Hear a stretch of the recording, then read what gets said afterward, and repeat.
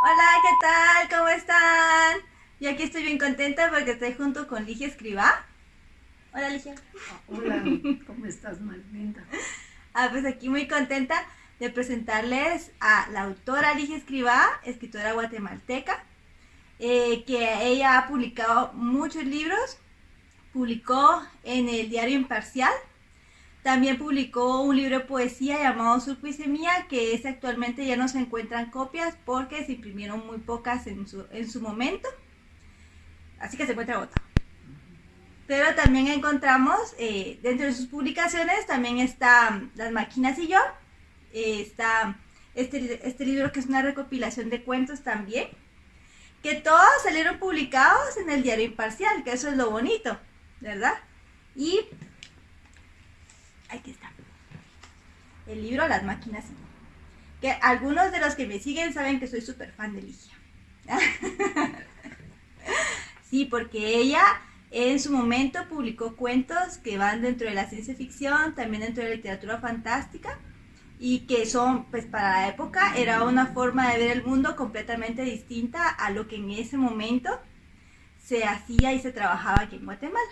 Entonces, eh, pues mucho gusto de que quiera compartir Ligia un poco con nosotros, y ella nos va a compartir unos de sus textos para que ustedes la escuchen de su viva voz, la lectura de sus cuentos. Entonces, Bien, vamos a leer unos seleccionados. Esto se llama Despertar Violento, que fue del libro de cuentos Las máquinas y yo. Levántate, no te quedes sin hacer nada. Es hora de comenzar a trabajar, dijo una voz firme y decidida. Yo me di la vuelta hacia el rincón, pretendiendo ignorarla. No tenía intención de escucharla, ni entenderla. Déjate de tonterías. No es más, por más que lo intentes, contra mí no puedes, acotó.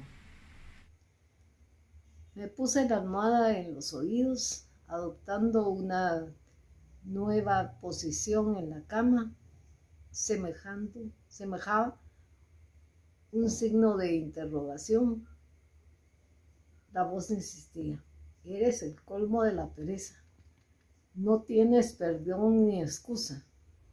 Y a cualquier sitio me iba la voz y me seguía. Me alteraba, me angustiaba, me fastidiaba, me enfurecía. El tono de la voz sufría variaciones con el avanzar del tiempo. Mi pulso se agitaba siguiendo el ritmo y la respiración marcaba el compás que ella imponía. No huyas, no escaparás, ningún esfuerzo te servirá, solo malgastarás tu energía, exclamó. Yo había decidido no hacerle caso. Me cubría los oídos con las piernas. Intenté olvidarla pensando en otra cosa, pero fracasé. Jamás antes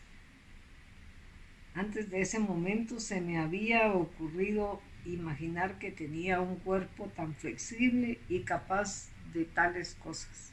De pronto sentí un fuerte golpe en la nuca y el tono autoritario de la voz. Estás malgastando tu ingenio. Abandona esa cama de una sola vez. Mi columna vertebral seguía paralizada, realizando piruetas extrañas, dando muestras de agilidad, perfeccionando el estilo y descubriendo nuevas posibilidades. La voz se jactaba de los éxitos despidiendo un olor fétido. Su presencia mareaba. Mi cabeza giraba sin cesar buscando a quien le diría. Mis ojos no podían verlo, no podían tocarlo. mis manos, solo mi piel podía sentirlo, mis oídos escucharlo y mi nariz olfatearlo. Arriba, no hagas más difícil mi trabajo, ordenó. Quizás necesitas dormir, bonita cosa. Yo trabajando todo el tiempo y eres tú quien se cansa. Me acosté boca abajo, fui atacada de nuevo.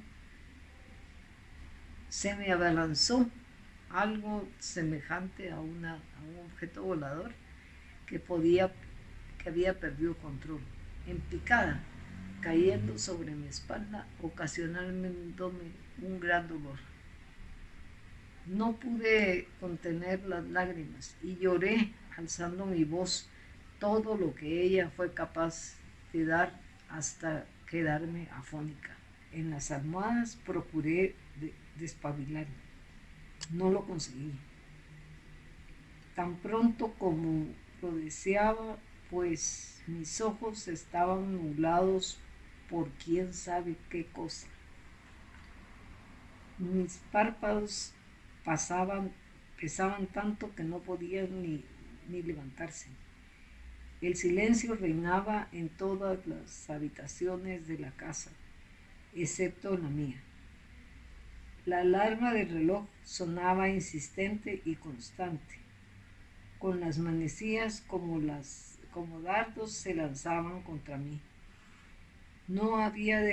Se había detenido el tiempo cuando yo me defendía de su ataque. Mi cuerpo adolorido permanecía sobre la cama, formando un 8 con la contrahecha columna. El reloj me ganó la batalla. Tuve que levantarme. Eran las 2 de la mañana. La alarma no dejaba de sonar desde entonces. Cuéntanos un poquito sobre el cuento y también cómo es que estos cuentos, porque todos los cuentos están relacionados con máquinas dentro del hogar, sí, ¿verdad? Y cómo todas se rebelan contra la protagonista. Sí. En ese momento que tú escribiste estos cuentos, ¿qué fue lo que, o por qué fue que surgieron estas historias? Porque muchas de las cosas me pasaron. Ah, ¿verdad? Sí, porque hay uno por ahí de una estufa que se da la vuelta. A mí me pasó aquí en la casa que al tratar de encender el horno de la estufa de gas propano, se me dio la vuelta y estaba yo sola en la casa. Entonces, muchas de las cosas me pasaron y luego algunas otras que con imaginación, ¿verdad? Pero sí, las máquinas y yo tienen experiencias personales junto con cosas de la imaginación. Ay, qué bonito, interesante, porque desde entonces te estás cuestionando el papel de la máquina y la relación, ¿verdad? De la máquina con el ser humano, ¿verdad? Cómo es que a veces uno cree que es el dueño y señor de su casa y a veces uno se da cuenta que las máquinas pueden tomar el control también. Sí, por ahí hay uno de una olla de presión y así cada uno de ellos tiene que ver con experiencias vividas y que además de la forma de interpretar las experiencias, porque uno a veces cree que la tecnología de ese momento era maravillosa, pero hay cosas que si uno las ve bien, las máquinas toman el control. Sí, muy interesante. Es una visión del mundo, ¿verdad? Porque cada persona tiene pues, muchas visiones y en ese momento te digo, hay muchas cosas que son reales y otras pues no. Sí, al final al momento de uno escribir un cuento o hacer una ficción, ¿verdad? Uno trata de dialogar con el mundo que lo rodea a uno y crear a partir de de la forma que uno quiera plantear la realidad, ¿verdad? Entonces, son como posibilidades, ¿verdad? Sí. Y al mismo tiempo una crítica de la dependencia del humano ante la máquina. máquina, ¿verdad? Sí. Muchos de los cuentos publicados en el Imparcial fueron cuentos que, como se publicaba semanalmente, publicaba 3 veces por semana. Entonces, gracias al Imparcial, yo tuve espacio por el tiempo que vivió el Imparcial, porque también hubo un momento que dejó de publicarse. Y muchas de las cosas que se publicaron ahí en el Imparcial son de los que están recopilados en esos 2 libros de cuentos, y los otros cuentos que quedaron sin publicar están en Sirma. Sí. Y la verdad, pues para mí fue una experiencia especial el haber sido publicada por el Imparcial, que en ese momento era el único medio donde uno podía publicar sin necesidad de comprometerse con nada, porque podías publicar y podías no pensar como quien dirigía. Entonces, algunos de los cuentos sí ponen cosas de las cosas que están pasando, pero puesto en forma, porque algunos están justamente con las cosas que están políticamente pasando, pero sin decirlo. Que eso es lo interesante. Pues sí, porque no era la idea de ponerse a levantar un arma, sino que una manera de levantarla con la pluma. Sí. Sí, y de poder hacer denuncia, ¿sí? Sin hacerla tan explícita. Exactamente, porque era un momento que no se podía. Sí. Que no se podía. Y entonces era mi manera de comunicar, aunque